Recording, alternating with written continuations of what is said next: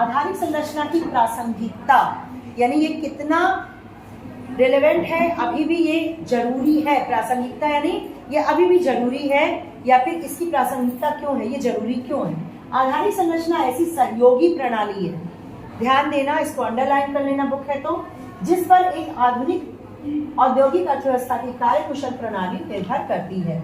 आधुनिक कृषि भी बीज, कीटनाशक, खाद, परिवहन, इन सब पे निर्भर होता है। अगर हम कहें कृषि में बहुत ज्यादा अनाज हो गया, हमें तो दिख रहा अनाज बहुत ज्यादा हुआ, उसके पीछे क्या क्या चीजें लगी, वो है उसका बेस। कीटनाशक हुआ, बीज हुआ, खाद अच्छे हुए, सिंचाई की व्यवस्था, ये सारी चीजें मिलकर इसको बिग पुश दे रही हैं कि हमारा खाद्यान्न बढ़ जाए। इसके लिए आधुनिक सड़कों, रेल और जहाजी सुविधाओं का उपयोग करती है। वर्तमान समय में कृषि को बहुत बड़े पैमाने पर कार्य करने की आवश्यकता के कारण बीमा कंपनी पर भी निर्भर होना पड़ रहा है। ऋण जो लेते हैं, पहले साहूकार महाजन से लेते थे, अब हमें बैंक से, लेकिन ऋण तो लेना पड़ता है किसी भी कार्य के लिए। संरचनात्मक सुविधाएं एक देश के आर्थिक विकास में उत्पादन के तत्वों की उत्पादकता में वृद्धि करके और जनता के जीवन की गुणवत्ता में सुधार करके अपना योगदान करती है। जैसे अभी इसमें लिखा हुआ था स्वास्थ्य सुविधाएं, अगर अस्वस्थ रहेंगे तो मानव पूंजी नहीं बनेंगे। जब मानव पूंजी पढ़ रहे थे हम लोग, तो सारी चीजें जो एक मानव को मानव पूंजी बनाती है वो भी आधारिक संरचना ही कहलाएंगी। तो आधारिक संरचना की स्थिति क्या है? भारत में पूरा उत्तरदायित्व सरकार का था, लेकिन यह पाया गया आधारिक संरचना में सरकार का निवेश अपर्याप्त था। तो निजी क्षेत्र भी आधारिक संरचना, जैसे कहीं पे अगर आपको बांध बनाना है, कहीं पे सड़क बनाना है, ट्रैक बिछाना है, या कोई भी ऐसी चीजें, उसमें प्राइवेट सेक्टर भी साथ दे रहा है। साथ दे रहा है क्या मतलब? सरकार ने उसमें उसको इन्वॉल्व किया है। हमारी बहुसंख्यक आबादी ग्रामीण क्षेत्रों में निवास करती है। तकनीकी की उन्नति बावजूद ग्रामीण महिलाएं ऊर्जा की आवश्यकताओं की पूर्ति हेतु फसल का बचा कुचा, मतलब ये बोला जा रहा है कि फिर भी सारी सुविधाएं, फिर भी एक गांव में अगर उदाहरण लिया जाए कि महिलाएं अभी भी ईंधन, गैस सिलेंडर इसका इस्तेमाल नहीं करती हैं, बचा कुचा या फिर गोबर का, उपलों का इस्तेमाल करके वो अपना ईंधन चलाती हैं, यानी कि चूल्हा जलाती हैं। बहुत सारी ऐसी चीज़ें हैं जिसके लिए उन्हें दूर दूर जाना पड़ता है। गांव, अगर पहाड़ों के गांव पे देखो तो लकड़ी बुनने के लिए उन्हें पहाड़ों पे जाना पड़ता है, कहाँ कहाँ जंगलों में भटकना पड़ता है। राजस्थान चले जाओ तो उन्हें पानी के लिए कितनी दूर जाना पड़ता है। तो अभी भी ऐसे गाँव हैं जहाँ पे ये आधारिक संरचनाएँ अच्छी तौर पर नहीं पहुँची हैं और अभी भी ये काम करना पड़ता है। बिजली की सुविधा अगर आप देखो तो बिजली की कटौती, अगर और यहीं के किसी गांव में चले जाओ तो आप देखोगे बिजली की कटौती हो रही है। हालांकि सुधार बहुत हुआ है, लेकिन अभी भी कई गांव में बिजली नहीं है, कटौती हो रही है। लिखा है कि 43% परिवार आज भी मिट्टी के तेल का उपयोग कर रहे हैं। 85% परिवार खाना बनाने में जैव ईंधन का इस्तेमाल, यानी वही उपले, लकड़ियाँ, इन सब का इस्तेमाल कर रहे हैं। नल का पानी केवल 31% गांव में उपलब्ध है। आप केवल अपने गांव की बात मत सोचना, और भी ऐसे बिगड़ गांव हैं जहां जाओगे आप तो कुएं से, तालाब से पानी ले आया जाता है, वहां नलकूप नहीं पहुंचा है। क्या लगभग 69% कुआं, टैंक, तालाब, झरना, नदी इससे खुले स्रोतों से पानी लेते हैं। और यहाँ पे आधारिक संरचनाएं इन लोगों की दी गई है। और भारत की इसको पेयजल अगर देखा जाए, सबसे ज्यादा पेयजल सेवाओं का उपयोग करने वाले सेवाएं चीन, सिंगापुर, यहाँ पे पूरी तरह से आरओ वगैरह पे, जैसे होता है फिल्टर्ड पानी पीना, तो हमारे यहाँ 100 में से 94 लोग पीते हैं, बाकी 6 लोग नहीं पी रहे। एक औसत जो निकाला जाता है। यहाँ पे सभी लोग सबका अच्छा है। पाकिस्तान का सुरक्षित रूप से प्रबंधित सेवाओं का उपयोग करने वाले, यहाँ पे सभी लोग ठीक ठाक हैं। 100% इनका जा रहा है। मोबाइल प्रयोक्ता 115, ये कहाँ का है? चाइना का है 115, 250 हांगकांग, भारत का 87। इस तरह से सारी चीज़ें दी हो गई हैं। ऊर्जा की खपत जो है कितनी हो रही, मिलियन टन तेल के बराबर।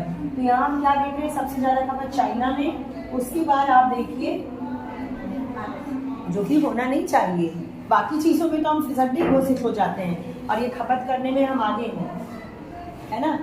आपको लगता है अच्छा इंडिया में ऐसा क्यों, मतलब एक तो ये भी है कि नंबर 1 पे है तो नंबर 2 पे अभी जनसंख्या में नंबर 1 कौन है?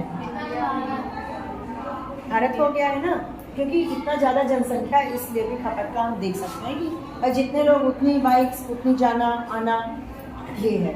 लेकिन हमें लगता है भारत प्रगति नहीं कर पा रहा है। इसके पीछे एक बहुत बड़ा कारण है जो अन्य देशों में ये कारण नहीं होता है।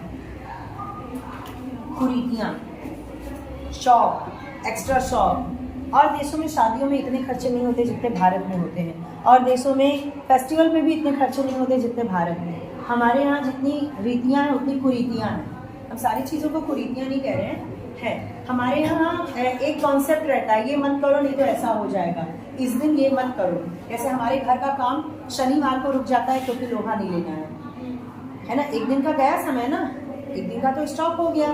तो ऐसी कई चीज़ें हैं। तो है, कल मेरा बेटा वही उनसे कहा कि मम्मी ऐसा तो इंडिया वाले ही करते हैं। कल करवा चौथ था, तो भाई साहब कह रहे हैं, एक मतलब हैं जान पहचान के, खैर मैं तो नहीं करती, वो अपनी वाइफ से मतलब हंसी की है, लेकिन इसमें पीछे कितनी गंभीरता है। वो कहें फॉरेन में महिलाएं चांद पे जा रही हैं और यहाँ पे चांद को पूजने में 10 घंटे लगा दे रही हैं ये तैयारी हो। हालांकि ये देखो हमारी पहचान भी इसी से है, लेकिन कभी कभी लगता है कि कुछ चीज़ें हद से ज़्यादा नहीं करनी चाहिए। जैसे आप पूरी जीवन की कमाई बाप जोड़ देता है कि बिटिया की शादी में इतना धूमधाम करेंगे, अरे थोड़ा कम ही कर लो यार। तो ये समाज जो है ना, कॉन्सेप्ट ऐसा बना चुका है, अरे वो तो कुछ नहीं किए, वो तो मतलब इससे हम लोग सम्मान असम्मान देखते हैं, है ना। तो बहुत सारी कुरीतियाँ जो हमें पीछे धकेलती हैं। इस दिन ये मत करो, उस दिन वो मत करो, उस दिन लोहा मत लो, उस दिन चांदी मत लो, उस दिन सोना मत लो, है ना। ऐसा कर लो तो अच्छा हो जाएगा। लोग अकर्मठ हो जाते हैं। अगर मैं आपसे कहूँ कोई चीज़ बता दूँ कि हाँ आप जाओ चौराहे पे और 10 बार कूद लो तो तुम फर्स्ट आ जाओगी, ये बहुत अच्छा टोटका है, तो आप लोग कर लोगे। फिर आपका दिमाग क्या है, पढ़ने से क्या फ़ायदा, यही कर लेंगे, रोज़ जाके कूद आएंगे 10 बार, है ना। तो ये सब कुरीतियाँ क्या करती हैं, हमें लेज़ी बनाती हैं, हमें वास्तविकता से दूर करती हैं। जबकि ऐसा होने लगे, हम लोग बहुत सारी चीज़ें ऐसे करते हैं कि बहुत दिन जिएंगे, ये करेंगे, नज़र नहीं लगेगी, न लगे, लेकिन देखो तो होता वही है जो होना है। तो कई कुरीतियाँ हमें पीछे ढकेलती हैं। इसमें से एक शौक भी है। इसमें कुछ तो हमारी जनसंख्या काम करे, कुछ शौक। भैया ने कहा बाइक अलग चाहिए, उन्होंने कहा कार अलग चाहिए। कार नहीं है आपके पास, अरे ऐसे कैसे, आप तो इतने अमीर हैं, है ना। कार क्यों नहीं है, मतलब हमें बच्चा, एक 2 बित्ता का बच्चा छोड़ने जाना है स्कूल और पूरी कार जाएगी, वहाँ पे जाम भी लगाएंगे और इतना पेट्रोल भी जलाएंगे, कोई मतलब नहीं। हमें यहाँ से सिविल लाइन जाना है, बस है यार, बस में जाओ, सब लोग पहुँच तो जाएंगे ही, लेकिन नहीं, अपनी कार है या बाइक है तो उससे जाएंगे। बाइक का अलग पेट्रोल लगा, उसका अलग लगा, तो ये ईंधन की खपत शौक से भी बढ़ रहा है। हमारे यहाँ जो ईंधन की खपत बढ़ रही है वो शौक भी है, बहुत बड़ा कारण है। 18 साल से पहले लड़के जो होते हैं तबाही मचा देते हैं घर में कि बाइक कैसे है, साइकिल से जाऊँगा। हाँ, उस दिन में तुम लोग को शर्म आएगी, स्कूटी ले दो, साइकिल से कहाँ जाएंगे। मेरा तो मन करता है कि हम लोग को भी साइकिल से आना चाहिए, लेकिन एक कॉन्सेप्ट समाज में जो प्रचलित हो गया है उसको थोड़ा सा तोड़ना कठिन होता है, अलग चलना, लीक से हट के चलना। चल, तो भारत में उपलब्ध कुछ आधारिक संरचना सुविधाओं की तुलना अन्य देश, यह हो चुका तुलना का, इसको पढ़ लेना तुम लोग। देखो, यही कारण है कि उच्च आय वाले देशों में बिजली दूरसंचार की आधारिक संरचना का हिस्सा अधिक होता है, अतः आधारिक संरचना का विकास और आर्थिक विकास साथ साथ होते हैं। ये बहुत बड़ा कॉन्सेप्ट है, इसको ध्यान से देखो। आधारिक संरचना का विकास और आर्थिक विकास साथ साथ होता है। अगर हम आर्थिक विकास की बात करें तो यहाँ पे आर्थिक समृद्धि भी आ जाती है, जो मैंने आपको बताया है। आपका देश अमीर हो रहा है, उत्पादन ज़्यादा से ज़्यादा कर रहा है, ये कब संभव होगा, जब उसकी आधारिक संरचना अच्छी हो। आधारिक संरचना अच्छी होगी तो हम कहेंगे देश विकास कर रहा है। शिक्षा, स्वास्थ्य, सुविधाएं, संसाधन, सड़क, बिजली, ये सारी चीज़ें बढ़ेंगी, यानी आधारिक संरचना अच्छी होगी, यानी देश विकास कर रहा है।